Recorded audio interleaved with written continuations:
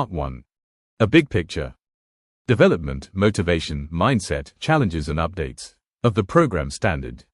After thinking, I think I have to give you the big picture on the development of the program standard, on the motivation behind it, on the mindsets that we have and that we should have, on the challenges that we provide allied health education, as well as on the updates of the program standard. How does it change or different from how is it? How much is the difference between the first version, the second version, and the one that we have? So basically, I think that we probably spend 25 to 30 minutes on those things, so that this is what I believe. Because if we fail to understand the big picture, this is very essential for us, especially for making informed decisions. And you need to also make some decisions. Then you inform your higher authorities.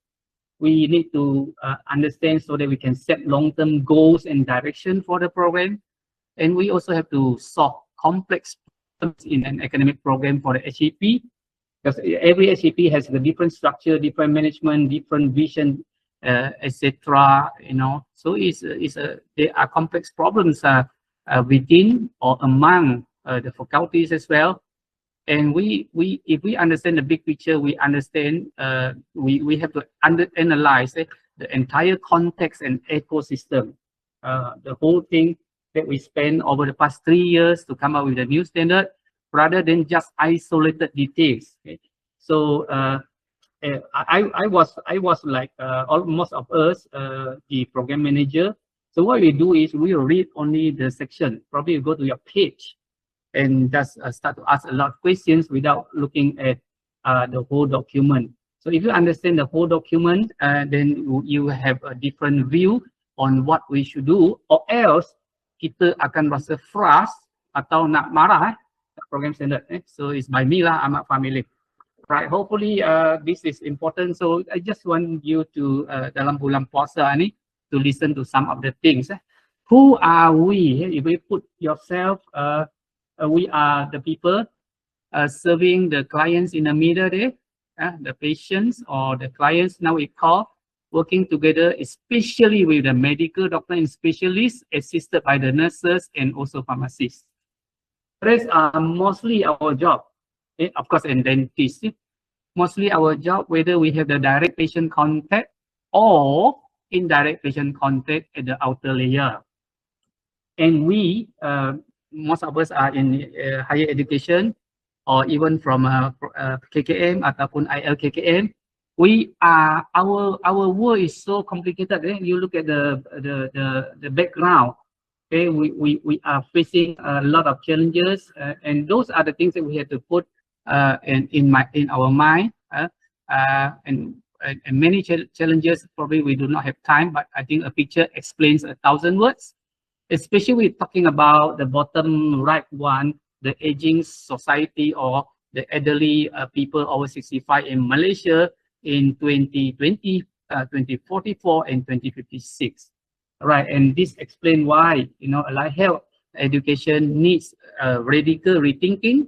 Especially we live in the world called VUCA, volatile, complex, uncertain, and always ambiguous. So basically, I think that is the background, and I'm sure you can feel what I try to bring out. All right. So basically, there is a part one. I just want to bring you to a quick scan on the development in allied health science education and the practices in Malaysia very quickly. Right. These were the things that we discussed during our workshop over the past 1 year. All right, a big picture on changes and development in the past about 2 decades, about 20 years, I think, from my early time joining the institution until today. We are actually guided by the principle Kiblat called National Education Philosophy. I think this is a part that you have to pay attention. In 2007, we have the MQF version 1 Malaysia Qualification Framework that and in 2016 we have the Asian qualification reference framework for the Asian, the 10 and now 11 countries. Therefore, in line with that, MQF was what it called reviewed and updated to have 5 clusters of 11 outcomes. And on that, we probably we now are using the MQF 2024 or MQF 2.0 version 2024, where we have a lot of new things that has to be incorporated in our education. So basically, there's MQF, and the whole thing is about Malaysia Qualification Framework, where the education program has to benchmark on what is being prescribed in the framework for mobility, for mutual agreement across country, across institution, and across regions. All right, back to the history that we first had the program standard was in 2010. Okay, we of all of us, I think some of us are still here, including me, to come up with the first version of program standard 2013. Where some of the programs are still using it at the moment. Okay, some of the programs, especially like audiology, speech forensic, microbiology, genetic, and biochemistry. Okay, and in 2016 we review, and some of the programs are review, especially like nutrition, dietetic, where the programs that had at that time a lot of demand. Okay. If you now look at Program Standard 2016, it is 1 or 2 versions of MQF, simply because it was published in 2016. This discussion started in 2015 and published in 2016. We missed the alignment to MQF 2017. Okay, and we are 2 versions behind the MQF requirements. All right, so in 2015, we talked about SDG as well. Okay, these are the things across the Malaysian institution, higher institution, where the SDG becomes a part that should be incorporated into our education as a part of our what we call our job as a member state in UNESCO. All right, then we talk about 2017, we talk about 4th IR at that time, and higher education 4.0 in 2018, if you still have the book. And COVID occurred in 2020, and over a few years, a couple of years, at that time, it induced the use of digital devices or digital technology. Then we have the digital native. Suddenly, everyone has to be asked to use technology to communicate and during COVID. And sedar tak sedar, during the time we talk about ESD, Education for Sustainable Development, and also value-based education. Right, we talk about flexible learning pathway and lifelong learning. And in those time, in 2020, 2021, we talk about alternative assessment in Malaysia higher education. When we have online, we have everything to be copied from internet, and the textbook is not only the main or key reference that the student can have. They can have everything online when they ask Mr. Google, and now we have ChatGPT and DeepSeek, etc. All right, and recently you have the digitalization of higher education policy 2025-2030. I think this affects the most of the HEPs as well. And we come up with Program Standard 2025 just to address our lagging, what we call program standards, previous 2 versions which are not aligned to MQF 2024. And all of us should also have known that the Rancangan Pendidikan Tinggi Malaysia 2026-2035. Okay. So those are the changing things, the key things. Of course, there are many minor things that I didn't manage to put in this slide. Okay, on the other aspect, we talk about a Life Health program, a Life Health Act 774. I think this act was actually discussed long when I first served. Sampai nak pencen lah ni. All right, already many years, and finally gazetted in 2016. After that, then we realized a lot of things, especially in second schedule that we have. Okay, the terms that we use to call our profession has actually spread out to affect many people who might not be the key stakeholders. Okay, like for example, biochemists. We use the title biochemist, and that might actually affect biochemists who are working not in allied health field, but once mentioned in allied health, they are actually regulated, okay, under the Act. So to come up with to solve those problems, it took us, I think, a couple of years when I was a first council member to make amendment and get approval from the government, and we have the second schedule amended in 2022, and after that only we start to register since 1st of July 2022 until now, still under section 46. Section 46. So I will mention later on a little bit on allied health practitioner registration under section 46. So basically, I think that is the big picture on the development. And of course, when all of us are program owners, academicians who are running the program, and also ILKKM or Ketua Profession, we know regulations in Malaysia for program actually whatever education is under Akta Pendidikan, where the university are published or established, and the MQA Act, okay, regulates the registration on accreditation of the program, enforce MQF implementation, and also accreditation process. So for us, where we have the Act, the Professional Act, we are also what we do will be actually regulated under professional body, right? So professional body, we have over 20 professional bodies. So each professional body is established under the Act. So under Allied Health Act, okay, it gives the power to establish Malaysia Allied Health Professional Council, right? That regulates the practice, the registration, and other things of the allied health practitioner. This is why it affects us. It affects us. If you understand the big picture, then you understand why we are here. All right.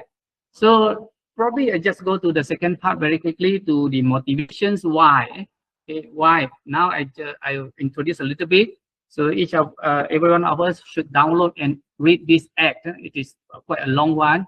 All right.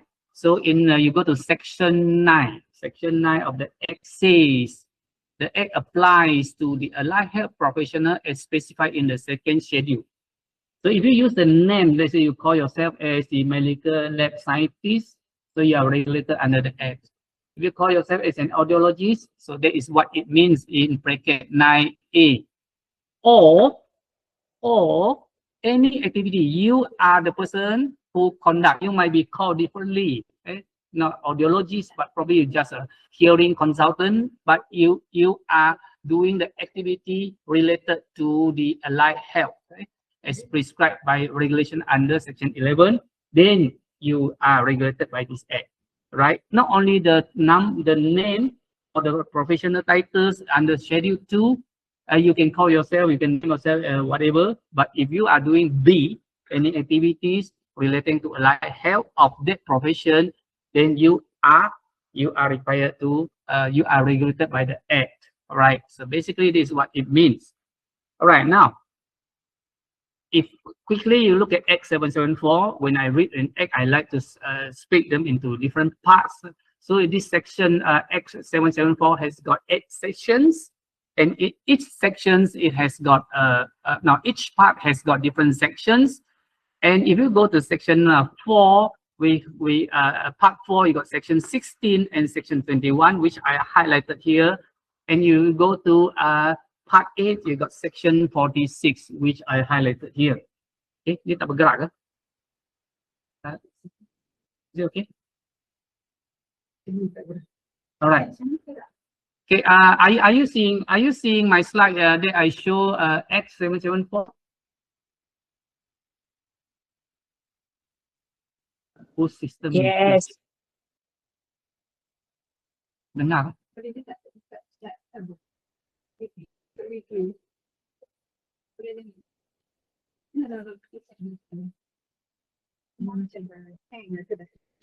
Alright.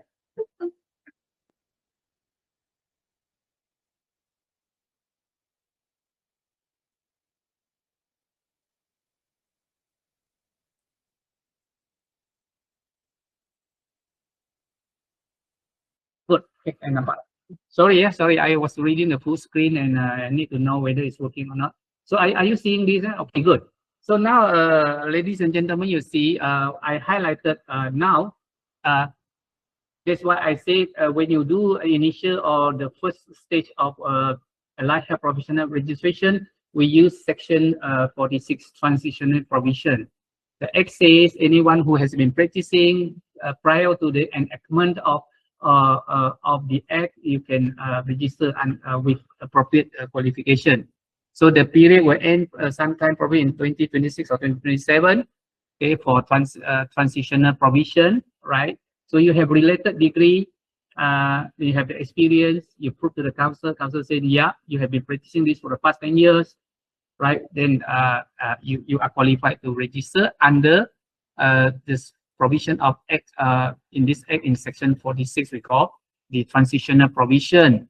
All right, but after the period of transitional period, anyone who wants to come and apply to be registered as a allied health practitioner, you will be registered under section 16. Okay, section 16 says anybody who wants to register must be a Malaysian and possess academic qualification recognized by government Malaysia. Right. So academic qualification recognized by government Malaysia. Okay, in our term here is accredited program by MQA or Malaysia Allied Health Professional Council, basically. Right. So this is why after 2027, the transitional period solely based on recognized academic qualification, okay, by the council. So basically, this is the motivation why. And another part is, I think in 2020, the Majlis Dekan-Dekan Kesihatan bagi Universiti Awam have actually formed a bengke or task force to look at Hala 7 allied health. And I was lucky to be in second group. At that time, we were looking at the curriculum, standard program, etc. Of course, there are other groups headed by different groups of the Dekan as the head to talk about the boleh pasaran, marketability, how many already in the market and how many we need to supply. Okay, so those were the already information in the GPT on allied health education. All right, basically. So these are probably the two things that form why we need to actually review, okay, the academic program standard, so that the idea is it is more auditable. It is now more auditable, as you have seen here. The first two versions of allied health program standard are not written based on the latest version of MQF. Therefore, it makes audit or verification on the compliance is challenging, and we have to address those issues. All right, especially we have a joint technical committee of Malaysia Allied Health Council members who are practitioners and not solely from academic fields. Terms that we use and the program learning outcomes that we use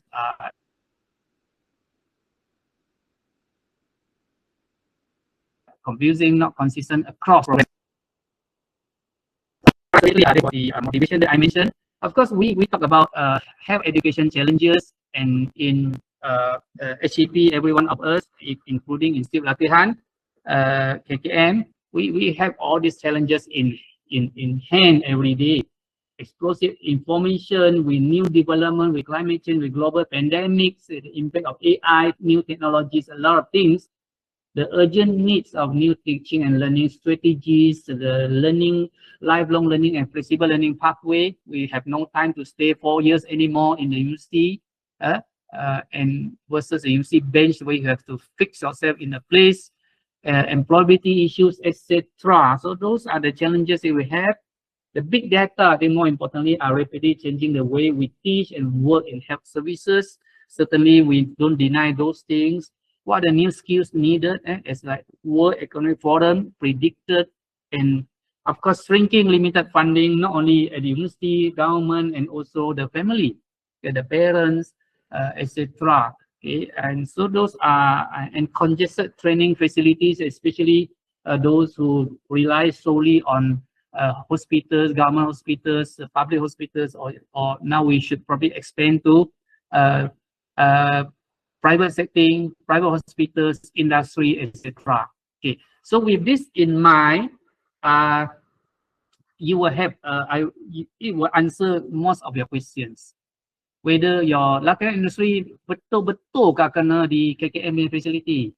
So this address the issues that congested training facilities occur in KKM, and we have many numbers of the students, especially private universities, colleges, or even public universities where you don't have proximity to the facilities. Then you have to think, where are the other suitable training facilities other than allied health facilities, right? And of course, the new young generation needs are different. Their need is different from what we went through when I entered university. It was like late 80s. Okay, it's different completely from what we went through. Okay, the second part is the curriculum, the D curriculum. Okay, ladies and gentlemen, I see the big picture. You need to know that medical and healthcare knowledge now exceed the storage capacity of the human brain. This is yet our science education has still remain based on model of information acquisition and application. So what is the shift? We still ask the student to memorize anatomy, physiology, and I was in a committee yesterday on discipline why students cheat in exam. Okay, and we found that the subject they cheat are those difficult subjects like biochemistry, anatomy, physiology, because they cannot memorize. Right, so do we still follow content-based and not outcome-based? So these are the things that challenges. So that is why if you understand this, you see that in the program standard, the BOK is somehow written in a more flexible way, right? Because we have to address this issue. Which dimension of knowledge are we talking about? See, there are three, four dimensions of knowledge. Which one are we focusing on? Okay, do we focus on factual knowledge where the students, when they graduated, they can just get those things from Google? Or we are talking about meta-cognitive knowledge? So those are the things that you have to rethink. Okay, and what dimension of cognitive domains are we talking about? Whether we produce allied health students who has got 4 flat, but when they come out, they just cannot join the group, or other things, what work skills are mentioned now. We're talking about a complex working environment, and also the aging patients that we are facing. All right. So mental health occurred if we still remain with the old system that we went through, all of us went through, without taking care or considering the need of the new generation. Therefore, I think the yellow box is the deep shift from acquiring knowledge to now manage knowledge must happen in future learning. So now we are asking the student to acquire the knowledge, but the knowledge is everywhere. We need to a new radical thinking to shift to manage the knowledge. The students should be able to manage their knowledge, not acquiring. Of course, acquiring knowledge, but we have to train them to manage knowledge. And this is also taken into consideration in our program standard. Okay, the next part is, of course, the info overload.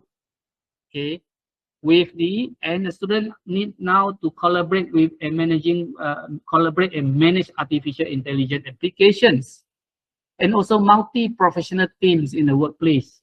So these are the challenges that how can we produce a student who will be facing the AI, the robots who can dance better than us, okay, and multi-professional teams where the healthcare team is now no more what they call allied health plus the nurse plus the doctor, but other people are joining the team. Okay, so how can we teach our allied health graduates to excel in the VUCA world, the world which is volatile, that we cannot foresee what is going to happen in the next 3 months? Okay, those are the things that you have to think in the program standard. All right, and of course, allied health is now data driven and data dependent as well. The data, and especially the clinical practice across profession is being shaped by big data. So do we train the students to how to read the meaning of those data? What does confidence rating mean for the data, for the things that they got? Because we produce data for medical decision. We produce data for treatment strategy and regime. And also data, how do you use it ethically? So these are the big shift and the big picture that all of us must have in our education. And also another thing is the trends in future job report 2025. You read that. Okay, so these are the trends. So if there is a trend, do you still have demand for the program in the next few years if we remain as is? All right. If we remain as is, the Allied Health program that was offered in 1987 to be at that time, are we able to train the people to fit into the job requirements? So those are the things, the big picture that you should be looking at. And we are talking about the Allied Health professional candidates, what employers really want. And these are the criteria. These are the 5 key things. If you search, they are the human resource people are looking at, or the hospital management people are looking at. So these are the skills that we have to address in the program. And therefore, the program standard makes this very open and stated a few times, talking about the innovative offering of the program to fit into the ecosystem of the education in your HEP. We cannot have one curriculum for all the HEP, or else will become Form 5 or STPM or SPM exam. So we need a variety of different flavors, okay, to produce Allied Health, a variety of Allied Health system, education graduates, educated graduates that can fit into the need of the country. All right. So now, the mindset, I think, very important before we go further. As I told you, I have to spend about 25 minutes. The mindset is very important. A radical shift is required from all of us here, ladies and gentlemen, tuan-tuan puan. The focus is on what kind of graduates we are producing in next 4 years. Okay? The key is to overcome resistance to change on us. Biasanya the program fail because there are people who are persistent on their what you call perception, which might not be correct. So, ladies and gentlemen, the exercise of program verification and accreditation will be looking at what is the rationale for the institution to offer this program and why should they be accredited. Okay, the center is on the students. Okay, it's not on the survival of the program or your institution or your department. All right. So in 1.1.2 of COPPA says, the program should only be offered if there is a societal need and market demand, or else you tak sepatutnya offer. Because at the end of the day, the mangsa is the student who spends their life, the most productive life, 4 years in your program, and at the end they are not capable of meeting into the stream of the job punya competition to get a job. So basically, I think this is very important, a mindset in all of us, ladies and gentlemen. All right. Therefore, you have to do a gap analysis on the existing program. Okay, your Allied Health punya program. Yang mana jadi putih? Okay. Okay. You have to do a SWOT analysis on the current state of Allied Health education in your institution. And you have to look on your visions, the historical review, the challenges, the shift, the trends, the future skills, and propose solutions to get the smiling face on the right. And that is a desired state of Allied Health education in your institution, where the graduates fit into future needs. Remember that? And you need strategies and action plans by HEP, by you, right? So during curriculum review. All right. So next, we'll be looking at a 3-box mindset. I think this was also given to all the person who are involved in the workshop to come up with the program standard.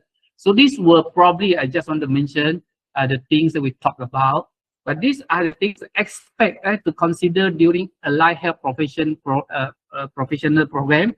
Okay, number 1, the big picture, that we are a family, That is why we need to understand other people, what other people are doing. We talk about VUCA work. We talk about WHO report on allied health. What are the problems in Malaysia? We talk about white health paper. What are the 4 pillars in the health provision in the next 10 years? The trends in allied health education. There's a book written there on the bottom left.